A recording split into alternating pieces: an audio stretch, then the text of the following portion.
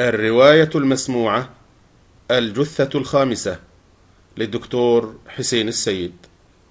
عم منصور. امتاز عم منصور بصفتين رئيسيتين: الأولى أن الرجل هو أهم شخص طوال العامين الأولين في كلية الطب لغالبية الطلاب إن لم يكن جميعهم، ولم لا، وهو خازن قلعة الأسرار، المشرحة.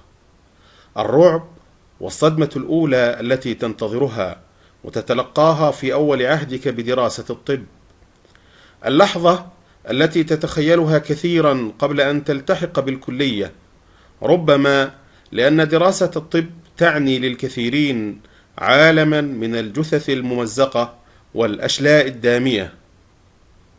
الشيء الآخر المميز في عم منصور هو شراهته المتناهية في التدخين، فلم أره أبدا إلا وكان يدخن سجائر، شيشة، وبالتأكيد ذلك الملك المتوج لأصحاب المزاج العالي المدعو الحشيش. كان الرجل يدخن كمرجل بخاري نهم، كان ابن مزاج حقيقي كما نقول. اعتدنا حين كنا طلابا في المرحلة الأولى من كلية الطب على هيئته التي لم تتغير أبدا. دوما كنا نراه أمام باب المشرحة الخشبي ذو الزجاج المدهون بطلاء أبيض باهت سقيم، يجلس على كرسي خشبي عتيق متهالك، ويضع على مسنده الخلفي وسادة قطنية لتريح ظهره من قسوة الخشب. يثير في النفس الكثير من التوتر بهيئته الضخمة وملامحه الغليظة وجبهته العريضة الناتئة. كان يوما يذكرني بمسخ فرانكنشتاين، لو كنت قد شاهدت الفيلم يوما ما وتذكر كيف كان المسخ. كان عليك أن تحرص على أن تعلن له احترامك، إياك أن تعامله على أنه مجرد عامل في المشرحة، لن ينسى لك هذا أبدا لو فعلت.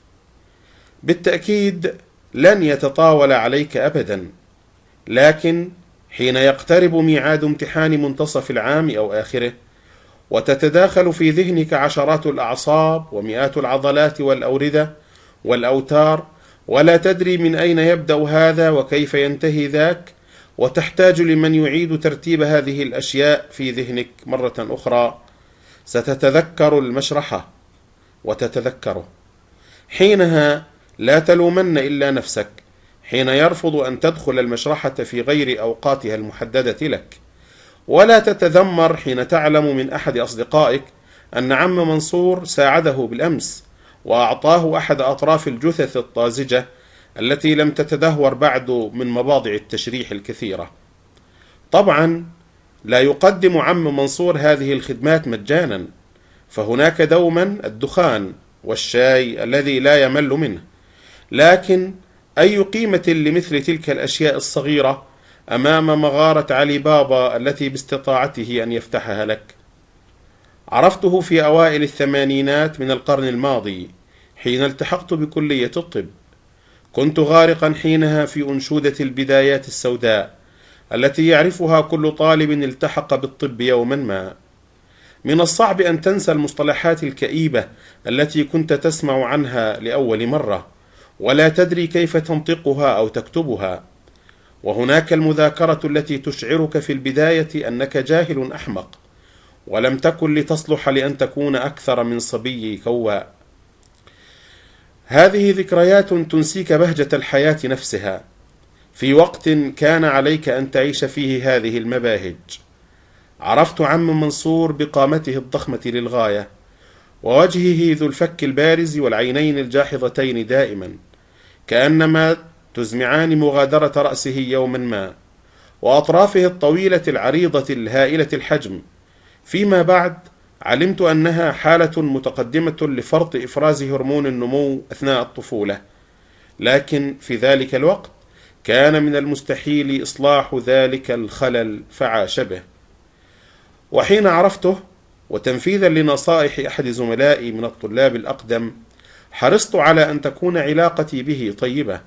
اقتربت منه فساعدني الرجل بصورة كبيرة، فحين تقترب الامتحانات كان يكفيني أن أذهب إلى المشرحة ليخرج لي حينها أجزاء طازجة من جثث جديدة لم تمس بعد، كان يحتفظ بها للامتحانات.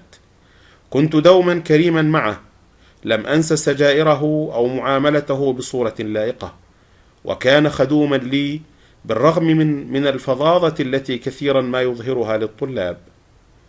كان الرجل صورة حية للمقولة التي تدعوك لئلا تربط بين شكل الرجل وقلبه، فبالرغم من ملامحه الغليظة وفظاظته التي كثيرا ما كان يبديها للطلاب، إلا أنه كان يمتلك طيبة شديدة، طيبة تذكرك بحنو جدك الراحل، والتي تتذكرها بين طيات ذكرياتك المبهمة عنه. ومرت الأعوام الدراسية سريعا كما ينتظر منها أن تمر، وبالرغم من انتهاء حاجتي للمشرحة بعد عامين فقط من الدراسة لانتهاء دراستي حينها لمادة التشريح، إلا أنني حرصت على استمرار زيارته بحجرته بالمشرحة من حين لآخر، حيث لاحظت سعادته بمثل هذه الزيارات.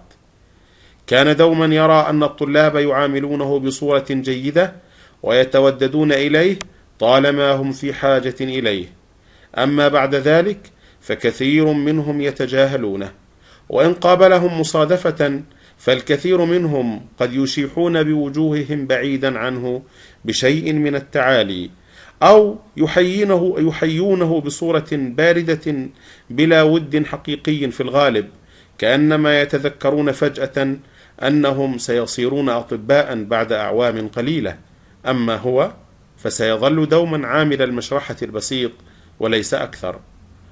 كنت أطيب خاطره حينها بكلمات طيبة، فيهز رأسه بغير اقتناع، وهو يسحب دفقة كبيرة من دخان سيجارته التي لا تفارق يده، ليقول بعد أن يزفرها وهو يرنو للسقف بعينين تسعان الفراغ كله: لا تؤاخذني يا دكتور، ولا تغضب مما سأقوله الآن، إنما يقوم به زملاؤك ندعوه في عرفنا قلة أصل.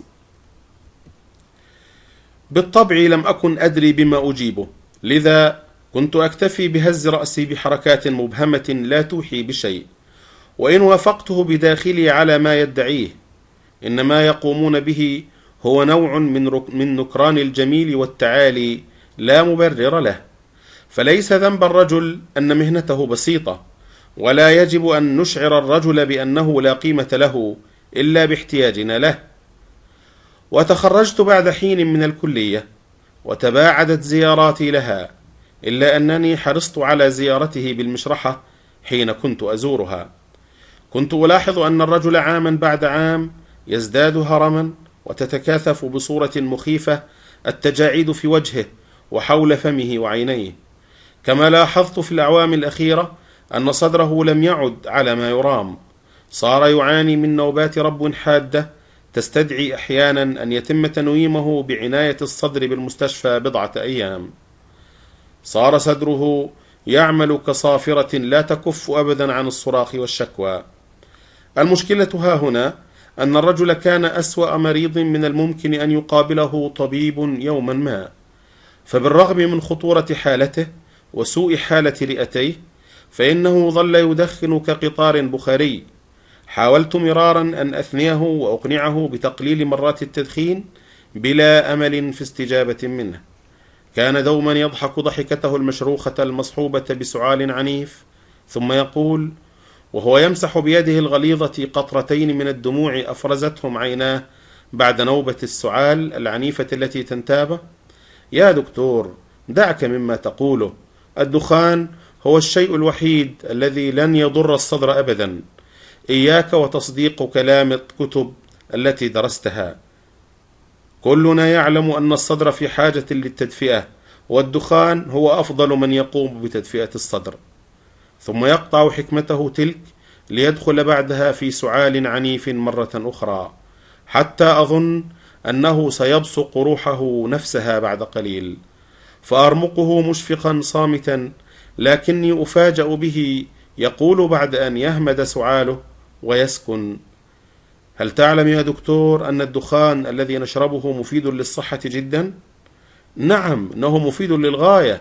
أنت لا تصدقني فيما أقول، لكنني لا أمزح وأقول الحق. وابتسمت رغما عني لطرافة كلماته، وسألته متصنعا الجد: وكيف هذا برأيك أيها الحكيم؟ انبعث حينها بعض البريق من عينيه قبل أن يجيب بصوته الخشن بجدية حقيقية: نعم يا دكتور، الدخان شيء صحي جدا، أكثر من الهواء نفسه. هل تعتقد يا دكتور أن هناك ميكروبا يستطيع العيش وسط سحب الدخان التي نستنشقها حين ندخن؟ بالطبع هذا مستحيل. الدخان يا دكتور قادر على قتل أي ميكروب مهما كان، ولا بد أنه يقوم بفعل هذا الشيء حين تتنشقه الرئتان. إنه بلا شك يطهرهما من الميكروبات التي قد تعلق بهما. ألا يعد هذا أمرا صحيا يا دكتور؟ أطلقت حينها ضحكة عالية، مدركا أنه من العبث أن أجادله. الرجل له قناعاته التي عاش عليها، ولن يتركها بعد كل هذا العمر كي يصدق هذا الهراء الذي يطلقه أمثالنا من الأطباء على آذانه. مرت أعوام كثيرة بعدها، سافرت خلالها إلى إحدى بلاد النفط والنقود كما يفعل أغلب الأطباء، ولم أعد أتردد مرة أخرى إلى الكلية. وتوارى حينها عم منصور في ثنايا ذكريات المتناثرة كالكثير من الذكريات الأخرى التي عشتها من قبل يوما ما ونسيتها. لم أتذكره إلا حين أردت الحصول على بعض الكتب الطبية الحديثة، وذهبت إلى الكلية لأبتاعهم من إحدى مكتباتها. قررت حينها زيارته، متوقعا أن أجده بعد كل هذه الأعوام الكثيرة قابعا في مكانه الأزلي على كرسيه الخشبي العتيق أمام المشرحة. وكنت واهما. عرفت هذا حين وجدت شابا آخر يجلس على كرسي خشبي مختلف أمام المشرحة. سألته عن عم منصور، فأجابني بتعجب وهو يتفحصني بشيء من اللزوجة في نظراته: وهل كنت تعرفه؟ وأجبته بتحفظ اعتراضا مني على تطفله: نعم أعرفه، لكن أين يمكنني أن أجده الآن؟ عم منصور تعيش أنت يا أستاذ، مات بالمستشفى في حادث منذ 5 أعوام. إنني أتعجب أنك لا تعرف هذا بالرغم من أنك تزعم أنك تعرفه. وغادرته شاعرا بالصدمة والضيق دون أن أجيبه. فها هو جزء آخر من ذكرياتي قد انتهى للأبد. لا أدري لماذا سطعت في رأسي الكثير من الذكريات مع الرجل، بعض دعاباته ذات الإيحاءات الجنسية غالبا، والتي كان يستمتع بروايتها والضحك عليها دون أن ينتظر ليرى هل أعجبت مثل هذه النكات من يلقيها عليه أم لا. كان يضحك عندئذ كأنما كان يلقيها لنفسه ليضحك هو عليها. وهنا طفت على سطح ذاكرتي ذكرى أخرى حكاها لي الرجل في مرة من المرات التي جمعتنا سويا. كنت قد سألته يومها عن عالم الجثث الذي يعيش فيه، فالرجل منذ عرفته لا يغادر المشرحة تقريبا أبدا، كما أنه لم يتزوج، ولهذا فإنه قد اتخذ المشرحة بيتا له. ولأنه أقدم العمال فقد سمحت له إدارة الكلية أن يعيش في حجرة بداخل المشرحة في شيء استثنائي. وسألته يومها بشيء من الجد والكثير من المداعبة: ألا تخشى الجثث يا عم منصور؟ ألا تخاف أن يظهر لك عفريت جثة ما في أي لحظة وأنت تنام على بعد خطوات منها؟ ألا تخشى أن تنتقم أشباحها منك لما تفعله بها؟ لو كنت مكانك لاهتممت بهذا الأمر وخشيت على نفسي. إن أرواح الموتى كما أعلم لا تعرف المزاح. هذه المرة رأيت عيني الرجل ولأول مرة زائغتين مرتعشتين. شحب وجهه كثيرا قبل أن يجيب بصوت مضطرب معاتبا: هذه أشياء لا يصح السخرية منها أو الضحك فيها يا دكتور. شعرت بالدهشة من رد فعله البادي على وجهه. بدا واضحا أن الرجل يهاب شيئا ما. كانت هذه أول مرة أرى تعبيرا كهذا في صفحة وجهه، ولم أكن لأتركه حينها حتى يفصح عما يخفيه، فقلت ملحا: هل تعني كلماتك هذه أنك قد صادفت شيئا من هذه الأشياء من قبل؟ أشعر أن هذا قد حدث بالفعل، وأرى الإجابات في عينيك تقفز مؤكدة ما أعتقده. أخذ حينها نفسا عميقا من سيجارته التي بيده، وكتمه للحظات داخل صدره، كأنما يلتمس به بث الطمأنينة في صدره، ثم أطلقه ببطء ناثرا سحبا من الدخان الكثيفة حولنا، وأجاب ببطء وبصوت هامس: هل تصدقني يا دكتور لو أخبرتك أنهم حولنا طوال الوقت؟ بل وإنني كثيرا ما أراهم وأسمع أصواتهم وصرخاتهم وبكاءهم. نعم، أسمع بكاءهم ونحيبهم، كأنما هناك ما يحزنهم ويسوءهم. إنني لست واهما فيما أدعيه، ولن أكذبك الحديث أبدا بعد هذا العمر. نعم، في البداية كنت أخشاهم وأشعر بالرعب والهلع منهم حين أشعر بهم، لكنني بعد حين اعتدت عليهم، فلم أعد أكترث بهذا كالسابق. فبعد أن قضيت أكثر من 40 عاما من العمل مع الموتى، لا تتوقع أن تجد ما يخيفني. حتى الموت نفسه صرت لا أخافه كالسابق، إنني أراه وأعايشه كل يوم. أتعني بما تقوله أن هناك بالفعل أشباحا للموتى وعفاريت لهم؟ إذن هذه الأشياء موجودة بالفعل، أليس كذلك؟ إنني لا أدري ماذا يكونون بالضبط، هل هم أشباح أم عفاريت أم أنهم قرين الموتى من الجان. صدقني لا أدري ما حقيقتهم، لكن هناك بالفعل أشياء مرعبة تدور دوما حول الجثث، أشياء شاب لها شعري منذ كنت شابا صغيرا، لكني كما ذكرت لك لم أعد أعبأ بها الآن، وقد صرت شيخا كبيرا على أعتاب الموت. ليكونوا ما يكونون، فعما قريب سألحق بهم، وحينها حتما سأعرف الإجابات كلها. كان ما يقوله مثيرا، وشعرت بنشوة هائلة مما أسمعه. كانت هذه أول مرة أرى فيها من يجزم بوجود أشباح عايشها، خبرة تمنيت أن أعيشها ولو مرة واحدة في عمري، وإن كنت أخشى حدوثها بشدة، ولا أدري حقا ماذا سأفعل لو واجهت شبحا في يوم ما. هل سأعد هاربا منه، أم تراني سأتفحصه ثابت الجنان؟ لن أعرف حقا إلا لو واجهتهم. لذا ملت نحوه متسائلا بحماس: إذن أخبرني بالله عليك، كيف تراهم وكيف يبدون لك؟ هل تراهم كطيف مثلا، أو ضباب كما يصفهم البعض، أم أنهم يتخذون شكلا ماديا محسوسا؟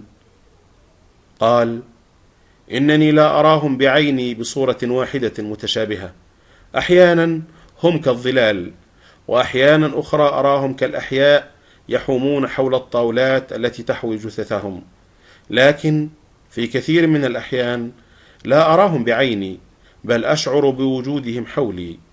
إن لهم حضورا مميزا لا شك فيه، ولو كنت دقيق الملاحظة فسوف تشعر بهم حتما حين يكونون حولك. صمت بعدها، وأخذ نفسا عميقا وأخيرا من الجزء الباقي من سيجارته، كأنما يعتصر دخانها المتبقي كله، قبل أن يلقيها أسفل قدمه ويسحقها، ثم سعل مرة أخرى بشدة وبصق على الأرض قبل أن يكمل: لا أتكلم عن الأصوات والصرخات والأشياء التي تتحرك بلا سبب، كل هذا يحدث كثيرا، لكنني أتحدث عن الإحساس بهم وهم يحيطون بك. دوما هناك ذلك البرد الذي يتسلل إلى جسدك، فتكون تلك الارتجافة التي تخترق نخاع عظامك نفسه. هناك ذلك الإحساس المريب أن هناك من يقف خلفك، فإذا ما التفت لا تجد أحدا. أحيانا ترى تلك الظلال المنعكسة على الحوائط، والتي لا تمت بصلة للموجود بداخلها. إنها أمور غريبة تحدث، وتنبئك بأن شيئا ما غامضا يدور حولك ولا تراه. لكن في أحيان قليلة أخرى قد أرى صاحب الجثة نفسه في الفراغ شاخصا نحوي بعيون جامدة مفزعة، هذه المرات النادرة هي ما أهابها بشدة وأخشاها. وبدت حركة ما مفاجئة حينها، فالتفت كالملسوع ونظرت حولي بتوتر.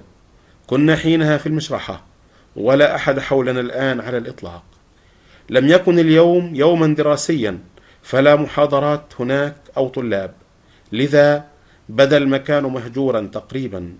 وشعرت بالرهبة للحظة، واعتراني هاجس سخيف أن عم منصور يراقب هلعي المفاجئ. لم أرغب في أن أراه يرمقني هكذا ساخرا، لذا قلت بتوتر: ومع كل هذا ما زلت تنام بالمشرحة بمفردك؟ من العسير أن أتخيل نفسي مكانك. أنت تمتلك قلبا فولاذيا لتفعل هذا. أطلق ضحكته المشروخة حينها، مجيبا بشيء من اللامبالاة: أكل العيش يا دكتور، أكل العيش الذي لا يرحم. صمت لوهلة متخيلا أكل العيش الذي قد يدفع صاحبه للجنون أو الموت رعبا. هذا ما لا يمكنني أن أفهمه. ما لذة الطعام أو الشراب أو الأموال لو عشت دوما في فزع أو خوف؟ وكيف تتذوق حلاوة هذه الأشياء دون أن تحيا مطمئنا؟ ورمقته بحيرة وأنا لا أدري كيف أكمل حديثي، بينما أشعل هو سيجارة جديدة وقال لي باسما: هل ترغب في تناول كوب من الشاي معي؟ أفقت من تأملاتي قائلا على الفور: لا داعي لهذا، أشكرك. لكن أخبرني، هل حاولت هذه الأشباح يوما أن تؤذيك أو تعترضك أو تخيفك مثلا، أم أنها تكتفي بالتواجد فقط؟ بدت نظرة شاردة على عينيه، وأخذ في التدخين بشيء من العصبية. لاحظتها في ارتجافة خفيفة سرت في أصابع يده الممسكة بلفافة التبغ، وعيناه اللتان ارتفعت مقلتاهما نحو سقف الحجرة. شعرت بأن هناك ذكرى ما يتذكرها الآن، ذكرى ربما ذكره كلامي بها، وبدت تلك الذكرى وكأنها غير سعيدة أبدا. بدا هذا بشدة في ملامحه التي تقلصت بتوتر، ويده التي واصلت الارتجاف. إلا أن فضولي كان عاتيا، وأردت أن أسمع منه ما عاشه أو رآه في تلك المنطقة الغامضة، عالم الأشباح والأرواح. هذه خبرات قد لا يعايشها المرء في حياته كلها، والغالبية من البشر قد لا تصدق بوجودها وترفض الإيمان بها.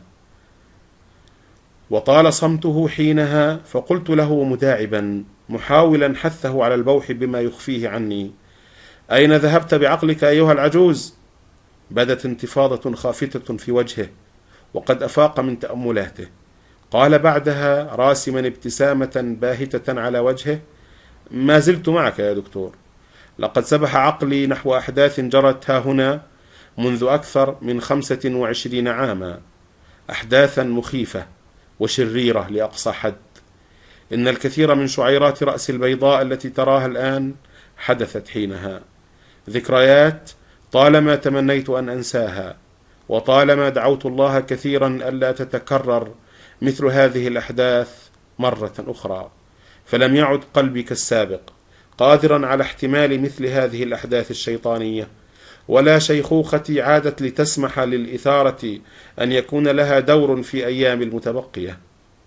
وسحب النفس الأخير في بقايا السيجارة، ثم قال بصوت خافت: هل تعلم أنني طالما كنت أحاول أن أتناسى هذه الأيام المشؤومة، وحين كانت بعض أحداثها تراودني في يقظتي أو ككوابيس في أحلامي، كنت أحاول أن أتناساها بالقيام بالكثير من الأعمال أو بالصلاة وتلاوة القرآن؟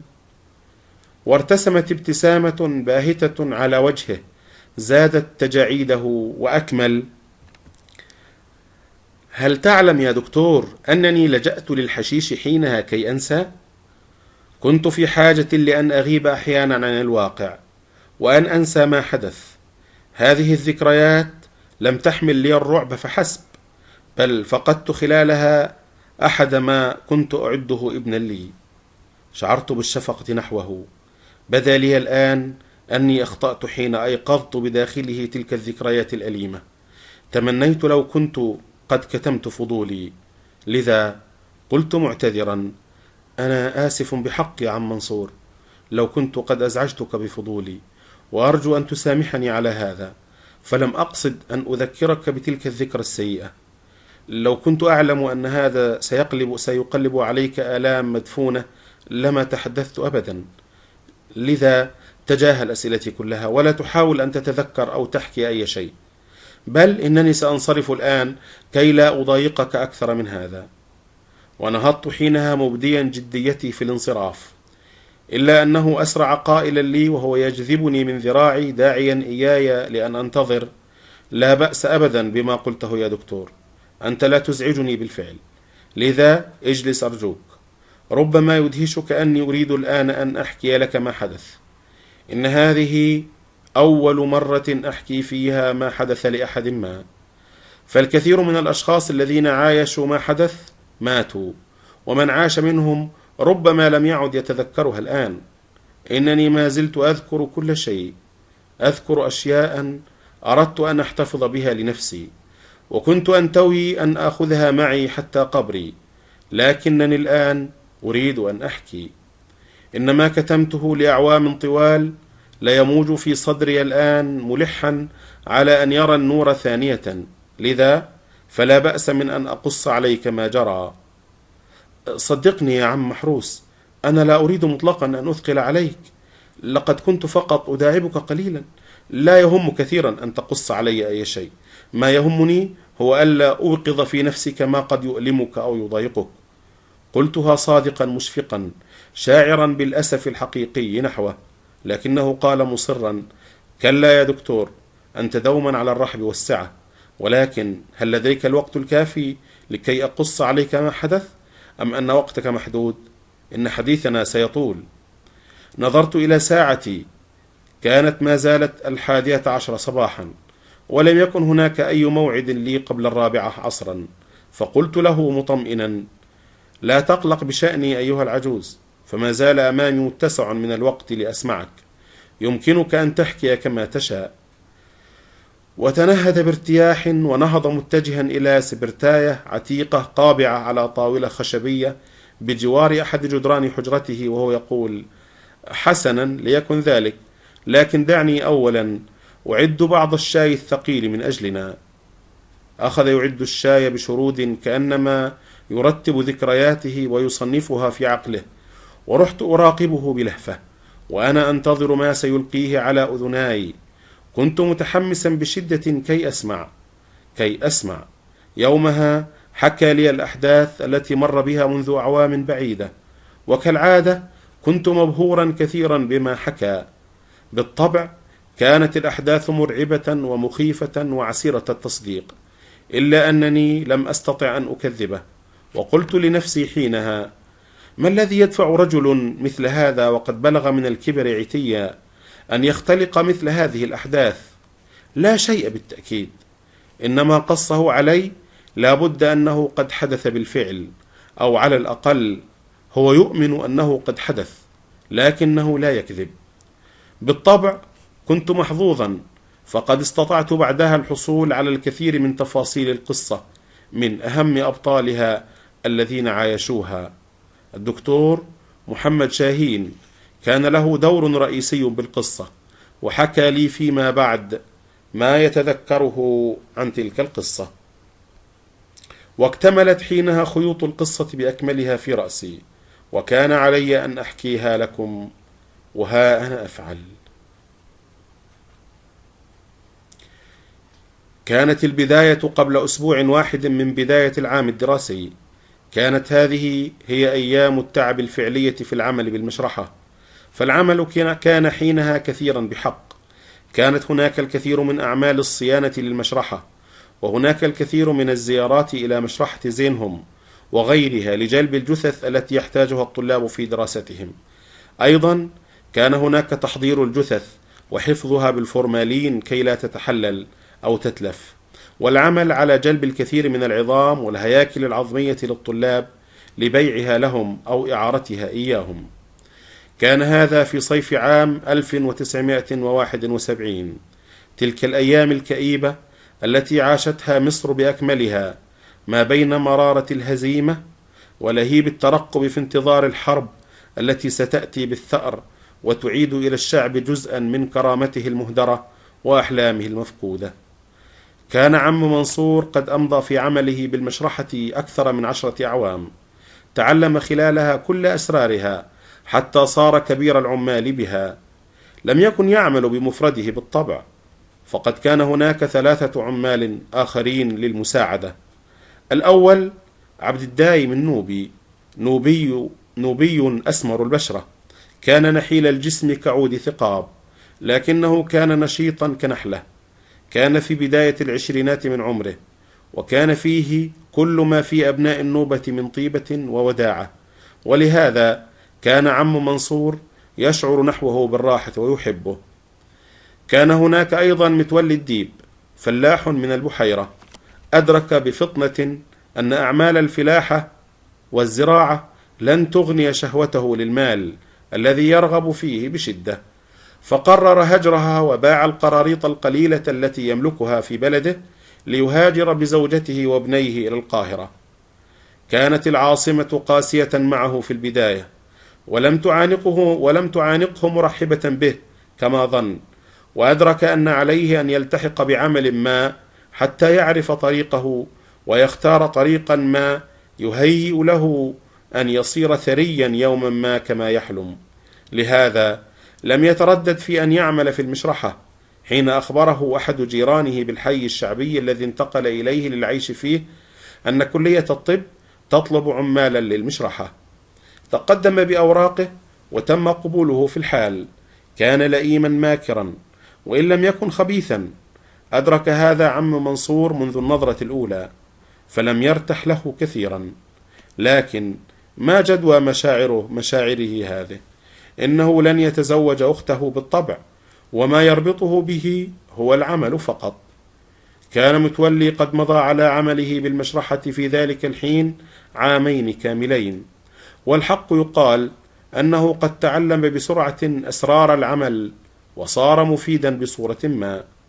في العام الماضي تحدث لعم منصور عن قدرته على إحضار ما يلزم المكان من عظام الموت التي يحتاجها الطلاب. طبعا مكان العبث كان من العبث أن يسأله عم منصور عن مصدرها، سيسرقها بالتأكيد من المقابر. بالتأكيد هذا ما كان يفعله، ولم يشأ عم منصور أن يتورط معه في أمر كهذا، لهذا أخبره أن لا حاجة به إلى ما يجلبه من تلك العظام. لكنه راح يلحظ من بعيد كيف صار متولي يغيب عن العمل من حين لآخر ل2 أو 3 ليعود بعدها بالكثير من العظام. لا بد أنه يجلبها من مقابر قريته أو مقابر قرى مجاورة لها. بالطبع صار الأمر أكثر بهجة لمتولي، وقد ابتسمت الدنيا له، وفي شهور قليلة صار مقصد الكثير من الطلاب، حيث يشترون منه ما يحتاجونه من العظام. كما تناثرت أيضا بعض الأقوال عن قدرته على جلب بعض الجثث الكاملة أو أجزاء منها لمن يريد، ما دام قادرا على الدفع. كان عم منصور قد سمع ورأى من قبل مثل هذه النوعيات من البشر التي لا تتردد في فعل أي شيء من أجل المال. كان العامل الأخير هو جمال عبد الهادي، بدين أخرق وكسول. كان من القاهرة، وكان لا يفعل شيئا إلا النوم والأكل والنميمة والشكوى. الشكوى من زوجته التي تسيء معاملته بلسانها السليط حتى أحالت حياته لجهنم صالية كما يحب أن يقول. هؤلاء كانوا عمال المشرحة. وقبل أن يبدأ العام ظهرت المشكلة. لم يكن هناك إلا جثث 3 فقط بالمشرحة. كان هذا العدد ضئيلا للغاية، ولم يكن هذا العدد كافيا لمتطلبات الدراسة. كان المعتاد أن يتوافر بالمشرحة 10 جثث على الأقل في بدء العام كي تكفي أعداد الطلاب المتزايدة، ولم يتوافر إلا تلك الجثث ال3، وهنا كانت المشكلة. ذهب عم منصور أكثر من مرة لمشرحة زينهم، عسى أن يحصل منها على المزيد من الجثث، لكنها كانت تعاني من قلة الجثث الواردة إليها في ذلك الحين. بدا الأمر حينها كأنما كف الناس عن الموت. بالطبع كان هناك الكثير من الاتصالات من الدكتور نعيم رئيس قسم التشريح في ذلك الوقت، وغيره من الأساتذة بالمسؤولين بمشرحة زينهم، لكن كان هذا بلا جدوى، فالمشرحة بالفعل لم تحوي أي جثث لتذهب لكلية الطب. وفي قاعة المشرحة قال الدكتور نعيم وهو ينفث دخان سيجارته بحنق وعيناه تتأمل الجثث الثلاث باستنكار: لست أصدق ما أراه، 3 جثث فقط هي كل ما لدينا؟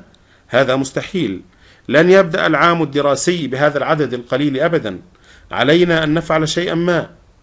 وتبعه عم منصور وهو يقول محاولا تهدئته: لا تقلق يا دكتور، ما زال أمامنا بعض الوقت، وأعدك أن أبذل قصارى جهدي كي أوفر الجثث المطلوبة. لقد طلبت من عبد الكريم كبير العمال بمشرحة زينهم أن يعلمني لو توافرت أي جثث جديدة لديهم، ووعدني أن يفعل. أعطه يا منصور بعض الأموال لو تطلب الأمر، أمامنا أقل من أسبوع واحد على بدء الدراسة، ولا بد أن نحصل على جثتين أخريين على الأقل قبل ذلك. لقد وعدته بإكرامية معقولة يا دكتور، فاطمئن، ولن أتركه إلا بعد أن يمدنا بما نحتاجه من الجثث. هذا ما أنتظره منك يا منصور، إنني أعتمد عليك في هذا. وغادر المشرحة في عصبية وهو يتمتم بكلمات مبهمة غير مفهومة، بينما اتجه عم منصور إلى الداخل، حيث انهمك العمال الثلاثة في تحضير الجثث الثلاث لحقنها بالفورمالين. هناك كانت الرائحة الشيطانية التي لا تطاق. إنه الفورمالين لمن لا يعلم، الكثير من الدموع والنيران الملتهبة بالعين والأنف، ونيران أخرى تشتعل طوال الوقت بالحلق، ولا يجدي معها السعال أو أي شيء آخر. إنه جحيم حقيقي يا فتى، لا يمكنك أن تهرب منه أو تتجنبه. هنا اقترب منه متولي وهو يمسح عينيه الدامعتين المحتقنتين بطرف كمه، وقال راسما ابتسامة تعبق بالسماجة على وجهه: لماذا كان الدكتور نعيم عصبيا هكذا؟ هل هناك ما يغضبه؟ إنه حانق لقلة الجثث بالمشرحة، إن الجثث الثلاث لا تكفيه ويرغب في توفير المزيد منها. لكنك قد ذهبت بالأمس إلى مشرحة زينهم من أجل هذا كما أعتقد، لماذا إذا لم تجلب المزيد من الجثث من هناك؟ لا يوجد لديهم جثثا تصلح لنا، الجثة الوحيدة المتوافرة بها الآن محترقة تماما ولا تصلح للدراسة عليها. وماذا تنوي أن تفعل؟ لا أدري، لكنني بالتأكيد لن أهبط إلى السوق مثلا لأجلبها، ليس بيدينا أي شيء إلا أن ننتظر. هنا سعل متولي للحظة كأنما يطرد شيئا ما من حلقه، قبل أن يميل نحو عم منصور ويهمس في أذنه بصوت كالفحيح وعيناه تبرقان: وماذا لو كنت أستطيع توفير جثث طازجة للمشرحة وبأي عدد ترغبون فيه؟ يمكنني أن أقوم بهذا الأمر طبعا لو شئتم. واتسعت عين عم منصور بالكثير من الامتعاض والدهشة، وقد أدرك ما يلمح به متولي. بالطبع لم يكن ليقبل بشيء كهذا، لذا قال له بحدة: اصمت يا رجل، إننا لا نرغب في جثثك المشبوهة تلك، احتفظ بها لزبائنك، وحين أحتاج إليك سأخبرك. تجاهل متولي نظرة الامتعاض التي رمقه بها عم منصور كعادته، ومضى مبتعدا ببساطة وبرود كأنما لم يحدث شيء. وشعر عم منصور بالغيظ. هل صنع هذا الرجل من الثلج؟ كان يحنقه بروده الشديد. إنه رجل لا تنتظر منه أن يخجل منك لأي سبب ما، أو يتأثر برأيك فيه أو نظرتك عنه. هذه أشياء لا تترجم لديه إلى أموال، لهذا لا يعبأ بها. وسمع متولي يقول وهو يبتعد متجها إلى الطاولة التي أرقدت عليها الجثة التي يعمل عليها: لقد كنت أعرض خدماتي فقط، لا أدري لماذا تغضب، لكننا لا نحتاجها، ظننت هذا واضحا. أجابه عم منصور ببرود، وعقله يفكر فيما يمكنه أن يفعل لحل هذه المشكلة، لكنه لم يصل لحل يرضيه، فقرر أن يترك الأمر لله، فربما يأتي الفرج قريبا. وظل الأمر هكذا إلى يوم الأربعاء، ولم يعد متبقيا غير أيام 3 قبل أن تبدأ الدراسة. لم ينجحوا إلا في توفير جثة أخرى، لكن بالرغم من هذا ما زال عدد الجثث بالمشرحة غير كاف، وما زال الدكتور نعيم في جنون. وراح الدكتور نعيم يتجول بالمشرحة بعصبية وحنق ووجهه محتقن، حتى تخال أن الدماء المحتشدة في أوردته سوف تنفجر منها في أي لحظة. كان بصحبته 2 من أساتذة القسم الكبار، وعلى مقربة منهم بالخلف تبعهم عم منصور. كان الرجل كعادته يدخن بشراهة وحنق، وهو يتطلع إلى الجثث ال4 الراقدة أمامه على طاولاتها الرخامية، وعيناه لا تصدقان أن يبدأ العام الدراسي بهذه الجثث ال4 فقط. كانت الجثث مغطاة بغطاء بلاستيكي قاتم، وما زالت رائحة الفورمالين الطازجة تفوح منها بصورة خانقة أدمعت العيون كافة، وأشعلت نيرانها، وهيجت أغشية الأنوف فأسالتها. وتوقف في منتصف القاعة وصاح بعصبية وهو يضرب كفا بكف: لا أدري كيف سنبدأ الدراسة ب4 جثث فقط، هذا عبث. سوف يتكدس الطلاب حول الجثث، ونصفهم على الأقل لن يرى أي شيء. إننا نرتكب جريمة حقيقية بحق الطلاب لو قبلنا بهذا ولم نجد حلا ما. قال الدكتور مصطفى رئيس القسم السابق محاولا تهدئته وقد كان يسير إلى يمينه: إنها ورطة بالفعل، لكنني أرى أن نلجأ لحلول مؤقتة حتى نحصل على باقي الجثث التي نحتاجها. يمكننا مثلا أن نقسم الطلاب إلى عدد أكبر من المجموعات، هذا سيقلل عددهم في المجموعة الواحدة، مما يتيح لهم الفرصة لاستيعاب ما يدرسونه. صمت الدكتور نعيم مفكرا للحظة، وهو يطلق من أنفه وفمه سحبا رمادية كثيفة من دخان سيجارته، قبل أن يهز رأسه رافضا الفكرة ويقول: ومن أين سنجد الوقت الكافي لكل هذه المجموعات التي سوف نصنعها يا دكتور مصطفى؟ إن ساعات اليوم الدراسي محدودة للغاية كما تعلم. هنا قال الطبيب الآخر وهو الدكتور فؤاد مقترحا حلا آخر: ما رأيكم لو قسمنا الطلاب إلى مجموعتين؟ المجموعة الأولى تكتفي بالدراسة النظرية في أسبوع، والأخرى تقوم بالدراسة العملية بالمشرحة في هذا الأسبوع، وفي الأسبوع التالي نقوم بتبديل المجموعتين. أظن أن هذا قد ينفع مؤقتا.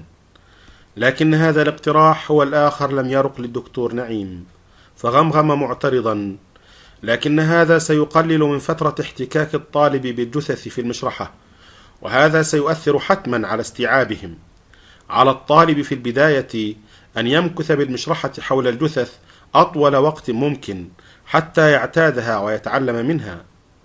وافقه الدكتور مصطفى قائلا: بالتأكيد يجب أن يفعل الطلاب هذا، لكن الحلول التي نقترحها هي حلول مؤقتة ريثما يتوافر العدد الكافي من الجثث. لا أظن أن المشرحة ستعاني من نقص الجثث طوال الوقت، لقد واجهنا نقصا كهذا من قبل ولم يدم الأمر لفترة طويلة. هناك دوما جثث جديدة، فالناس لا يكفون عن الموت أبدا. وقال الدكتور نعيم: هذا صحيح، لكن هذا العام يختلف عما مضى. طلاب الدفعة الجديدة سيزيدون 50 طالبا عن طلاب الدفعة السابقة، وهذا يعني حتما الحاجة للمزيد من الجثث. وصمت الثلاثة بعدها، وراحت عقولهم تبحث عن حل ما، وهم يدركون فداحة الأمر. راحت عيونهم تتفحص جوانب المشرحة بشرود، بينما كان عم منصور يتبعهم دون أن يتدخل. وهنا فوجئ بالدكتور فؤاد يلتفت إليه ويقول له مداعبا: ما رأيك فيما يحدث يا منصور؟ ألديك اقتراح ما؟ أجابه عم منصور مبتسما: صدقني أنا لا أكف عن البحث يا دكتور، إنني أرتاد كل المستشفيات بحثا عن جثة ما دون جدوى. أتمنى لو كان هناك شيء ما أستطيع أن أفعله كي أتمكن من جلب الجثث المطلوبة وحل هذه المشكلة. ابتسم الدكتور مصطفى وغمزه بعينه اليسرى وهو يقول بلهجة غامضة غريبة لم يألفها منه عم منصور: يمكنك أن تجلب إحدى الجثث من مقبرة ما؟ هذا ليس بالأمر العسير هذه الأيام. في الماضي كان عم عبد الفتاح رحمه الله يعرف ما عليه أن يفعله حين نواجه مثل هذه المواقف، لقد كان أريبا في هذه الأمور. شعر عم منصور بالدهشة مما يسمعه. هذه أول مرة يطالبه الدكتور مصطفى بشيء كهذا. أطلق بعدها ضحكة قصيرة وقال محاولا أن يستشف إن كان الدكتور مصطفى يداعبه أم أنه جاد في حديثه: يمكنني أن أسرق عشرات الجثث لو شئتم، لكن ماذا لو قبضوا علي؟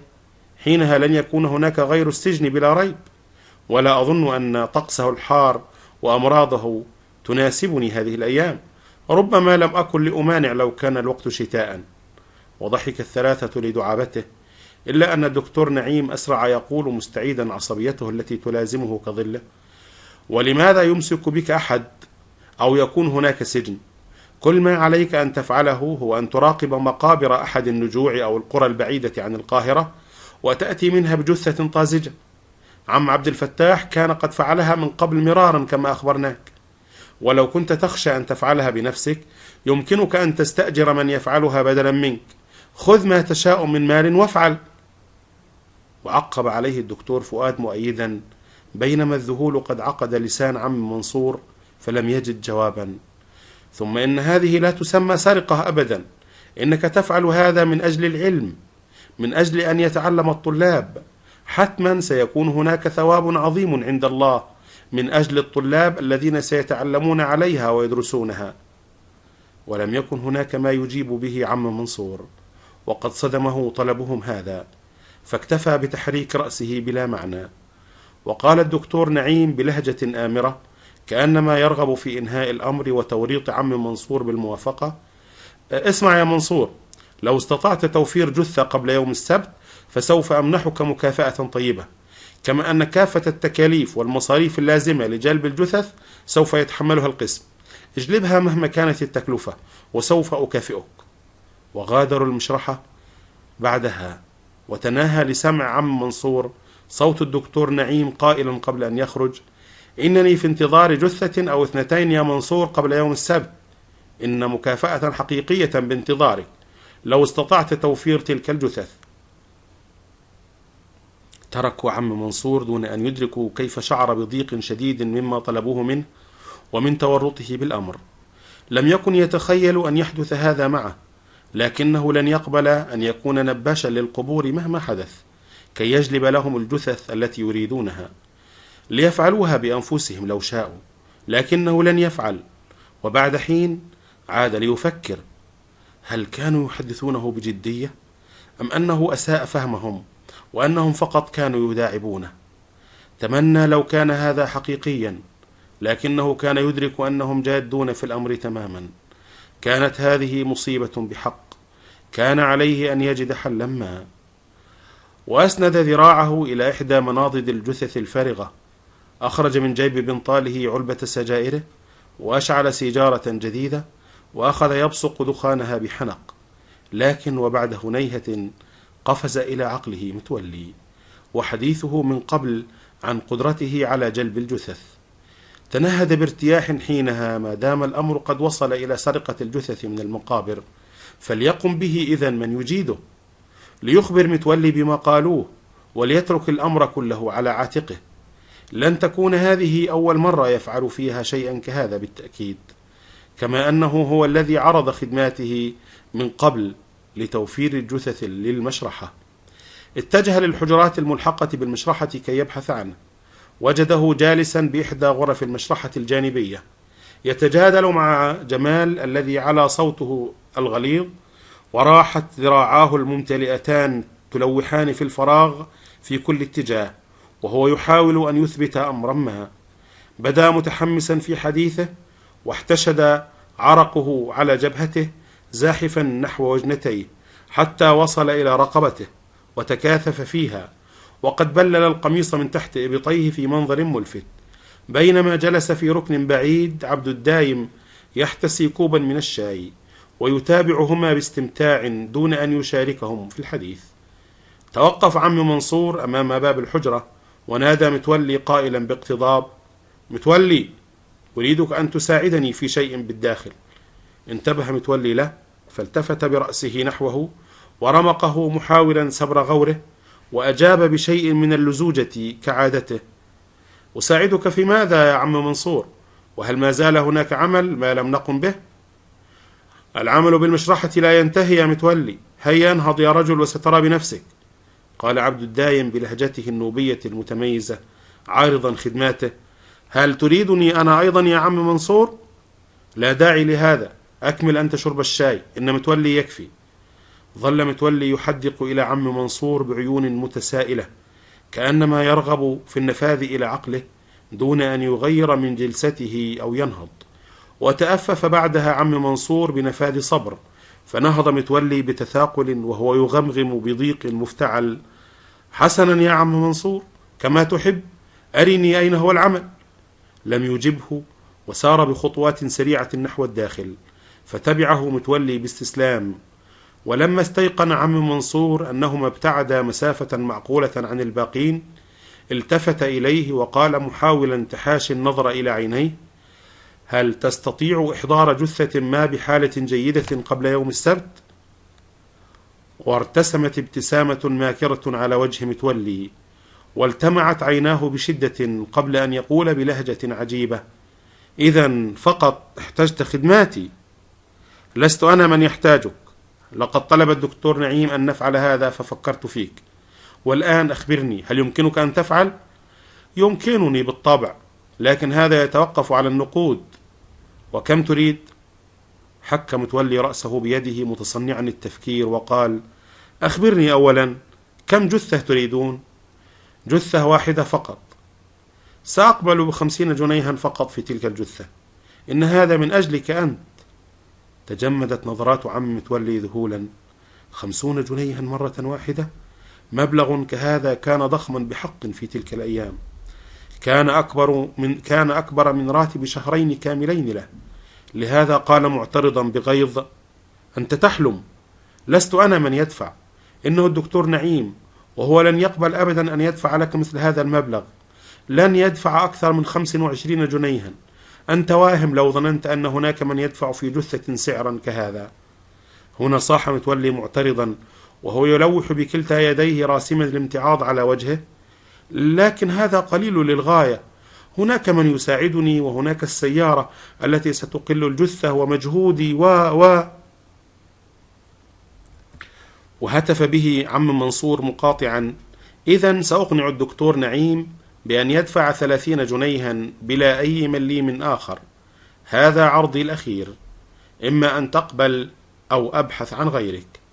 صمت متولي مفكرا وحك رأسه مرة أخرى وعيناه تبحثان عن شيء وهمي بالسقف قبل أن يعاود رسم تلك الابتسامة الماكرة على وجهه، وقال باستسلام مفتعل: بالطبع لا يمكنني أن أرفض، لكن هذا من أجلك فقط يا عم منصور، سأقوم بجلب تلك الجثة حتى لو كان الأمر بلا مقابل. تمتم عم منصور بتأفف حقيقي شاعرا بالاشمئزاز منه: بل ستقوم به بمقابل جيد للغاية، لا شيء مجاني في هذا الزمن، أريد الجثة ها هنا قبل يوم السبت القادم، من الأفضل لو أمكنك أن تجلبها الجمعة مساء، يمكننا أن ندخلها إلى المشرحة دون أن يشعر بنا أحد في هذا الوقت، وسأتولى أنا الأمر مع أمن الكلية. توكل على الله يا رجل ولا تقلق، يمكنك اعتبار الجثة في المشرحة من الآن. غادره عم منصور وهو يتساءل من أين لهذا الوغد بكل هذه اللزوجة والجشع. 50 جنيها في جثة واحدة، هذا جنون بلا شك. بينما انصرف متولي سعيدا بهذه الصفقة، لم يكن أيهما يدري أي كارثة مقبلين عليها حينها. لو علموا حينها لأنهوا الأمر على الفور وما فعلوه. إلى اللقاء في الحلقة الثانية من رواية الجثة الخامسة.